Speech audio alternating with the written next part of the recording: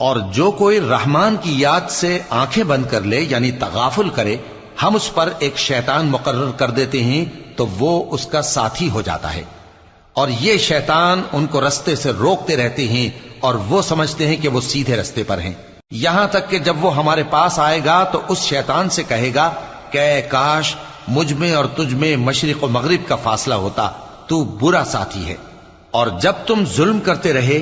تو آج تمہیں یہ بات فائدہ نہیں دے سکتی کہ تم سب عذاب میں بھی شریک ہو، تو کیا تم بہرے کو سنا سکتے ہو یا اندھے کو رستہ دکھا سکتے ہو، اور جو کھلی گمراہی میں ہو اسے راہ راست پر لا سکتے ہو؟ پھر اے پیغمبر، اگر ہم تم کو وفات دے کر اٹھا لیں تو بھی ان لوگوں سے تو ہم انتقام لے کر رہیں گے، یا تمہاری زندگی ہی میں تمہیں وہ عذاب دکھا دیں گے جس کا ہم نے ان سے وعدہ کیا ہے، کیونکہ ہم ان پر قابو رکھتے ہیں۔ پس تمہاری طرف جو وحی کی گئی ہے